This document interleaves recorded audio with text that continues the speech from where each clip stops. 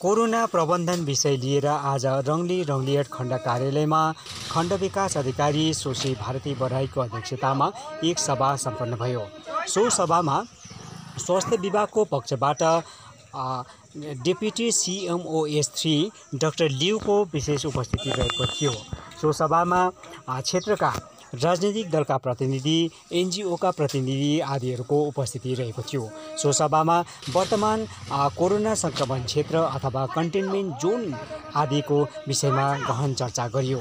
So सभामा अब उसो के गर्नुपर्ने भन्ने बारे चर्चा गरिएको थियो। सो सभाबारे पत्रकारहरूसँगको बातचितमा खण्ड विकास अधिकारीले जानकारी दिइन्। मिटिङ थियो विथ पोलिटिकल पार्टी समष्टिको रिप्रेजेन्टेटिभहरूसँग डेपुटी CMOS3 म्याडम पनि आउनु भएको थियो। Main agenda for the meeting was covid regarding covid. In recent times covid positivity rate अलिक हाई नै भएको छ। So we are concern about it, के रिजन छ, where we are going wrong, त्यो एनालिसिस गर्दै आज हामीले मिटिङ गऱ्यौँ। सो जुन पोइन्ट्सहरू हामीले मिटिङमा पुटअप गऱ्यौँ, that is no double testing. यस्तो पनि हुँदैछ कि someone if positive found positive पछि गएर फेरि टेस्ट गर्छ, मेबी टु रम्बी or some other places there the report is coming out negative. So फेरि एउटा गाउँ समाजमा यस्तो पनि हुन्छ कि वी आर नट पोजिटिभ, हामीले हेल्थले पोजिटिभ बनायो, is such things are coming up. So यस्तो चाहिँ नहोस्, किन what positive is confirm positive. यो त्यसमा यु क्यानट डिनाई द्याट। अन्त डिनाई गर्दा समाजमा यतै उता मिलिरहेको हुन्छ कि पोजिटिभ बनायो, हामी पोजिटिभ छैन, केही छैन, हामी त अर्को रिपोर्टमा नेगेटिभ आयो। So that thing shouldn't be happen because once positive is positive and त्यो पोजिटिभ भयो भने चाहिँ आइसोलेसन बस्नु पऱ्यो फ्यामिलीलाई एन्ड कोभिड प्रोटोकल चाहिँ मान्नु पऱ्यो, whatever medicines are given. So nothing to blame with the health अथोरिटिजले ब्लेम गर्नु यसमा केही कुरो छैन। एन्ड कोभिड प्रोटोकल चाहिँ सबैले मान्नै पऱ्यो। राइट नाउ हाम्रो तकदामा चाहिँ कयटा ठाउँमा हाम्रो कन्टेनमेन्ट जोन्स पनि छ, जस्तो मण्डलगाउँ, लाब्दा भयो, तपाईँको गेल एन्ड जिङलाम कन्टेनमेन्ट जोन। भडामङमा पनि अस्ति केसेस हाई आइरहेको छ, 7 or 8 केसेस आए। So again a proposal for containment zone for भडामङमा हामीले प्रपोज गरेको छु। एन्ड कन्टेनमेन्ट जोनमा पनि यस्तो होइन, every one has to follow the covid protocol. यस्तो पनि हुन्छ कि in the containment zone people are moving about or not wearing mask. So mask सबैले नै लाउनु पऱ्यो, सेफ डिस्टेन्सिङ मेन्टेन गर्नुपर्छ, तपाईँको hand washing, hand sanitisation to be maintain. And covid protocol सबैले मान्नु पऱ्यो। This is a request to the general public. And यो मेसेजहरू पुऱ्याउनु जो पनि हाम्रो रिप्रेजेन्टेटिभ छ सबैले हामीले अपिल गरेको छु। एन्ड हाम्रो जुन टेक्निकमा हामीले अहिले फलो गर्दैछौँ, हाम्रो जो पनि पोजिटिभ पेसेन्ट्स हुन्छ they are in home isolation. So home आइसोलेसन्समा मोनिटर गर्नुको लागि पनि वी हेभ फर्म GP लेभलको कोभिड टास्क भलिन्टियर्सहरू छ। त्यो उनीहरू चाहिँ त्यो फ्यामिलीलाई हेल्प गर्नु पऱ्यो रिगार्डिङ इन्स्योरिङ फुड सप्लाइज, केही मेडिसिन्स बा बेबी फुड जे पनि दिनुपर्छ, they will play a critical role there. अनि समाजलाई चाहिँ अघि आएर चाहिँ त्यो फ्यामिलीलाई चाहिँ हेल्प गर्नु पऱ्यो। This is also a request to them, home आइसोलेसनमा जो पनि बस्दैछ।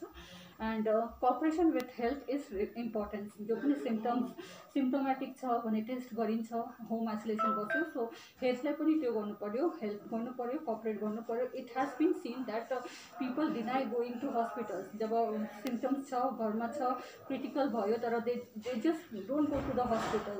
अस्ति in the last 2 or 3 cases we have seen that there are death cases, fatalities, saturation point एकदमै तल आएको थियो, but then they didn't go to the hospital right टाइममा। जब हेल्थले उनीहरूले चाहिँ त्यो भन्यो, हेल्थमा रेफर गर्यो, त्यति बेला चाहिँ जानु मानेन। सो दिस थिङ गर्यो, हेल्थले राइट गाइडेन्स दिँदैछ, टेलिमेडिसिन भइरहेको छ, doctors are in touch with the patient. So people should cooperate, people should come forward and cooperate. And regarding vaccination, हाम्रो भ्याक्सिनेसन राम्रै कभरेज भएको छ, तर right now we are prioritising only on the second dose. Second dose हाम्रो तकदामा चाहिँ more than 3000 due भएको छ। So unless and until we vaccinate the people who are due for second dose, हामीले अहिले फर्स्ट डोज गर्नु सकिँदैन। First डोजको तपाईँको प्रायोरिटी ग्रुप छ, प्रायोरिटी वाइजै फर्स्ट डोज चलिन्छ। So 50% of the vaccine that we receive will be for the second dose, just for due भएको छ, and 50% will be for the priority groups. ढिलो हुन्छ तर सबैको turn one by turn they will get their turn maybe in a month or two. So right now government को चाहिँ following guidelines हामीले follow गर्दैछु। त्यसमा चाहिँ अहिले pregnant women and construction workers are there, अनि women with children with less than 12 years of children. So यो डेटाहरू पनि हामीले CDPO दफ्तरबाट चाहिँ पाएको छु. So these are the priorities right now. So we will be focusing on the priority groups as well as in second dose. Apart from this, हामीले आजको मिटिङमा पनि हाम्रो NGOs लाई राखेको छु. If they can come forward and cooperate, we can go for private vaccination also. So that is there to explore. If we get a confirmation from their end, we can explore the private vaccination पनि जो दार्जिलिङमा चाहिँ successful पनि भयो नियोटियाले गर्दा दार्जिलिङमा पनि प्राइभेटले गर्नु सकिन्छ. So we have explored that also. So this was regarding COVID. And अरू अझै एउटा हाम्रो काम चल्दैछ ब्लकमा, द्याट इज तपाईँको मोबाइल कार्ड र आधार नम्बर यो छ. Those who will be left out they can be covered in the second round which will be doing from 22 to 31 July. त्यहाँदेखि पनि छुटेकोहरू चाहिँ पाडा लेभलको क्याम्प हुन्छ 1st to 14th August. Again there will be a camp at GP level from 16 to 31st August and another camp between 1st to 4th September. So we will not wait for the last camps. हाम्रो door to डोरमै हामीले cover गर्नु चेष्टा गरिन्छौँ. अरू हाम्रो BSKमा जो छ BSKमा पनि हामीले गरिरहेको छु. So we'll try to cover during our activities at the BSKs only.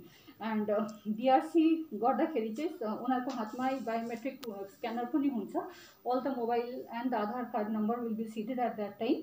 And verification पनि हुन्छ, भ्यालिडेसन पनि हुन्छ. सो यस्तो भयो भने सपोज द आधारमा तपाईँको नाम डिफ्रेन्ट छ अनि तपाईँको रेसन कार्डमा नाम डिफ्रेन्ट छ भने might be due to spelling mistake or some more त्यसमा छ भने चाहिँ if the person is satisfied he can validate because fingerprints हुन्छ. Fingerprints belongs to the same person. So मोटामोटी validation can be completed during this exercise.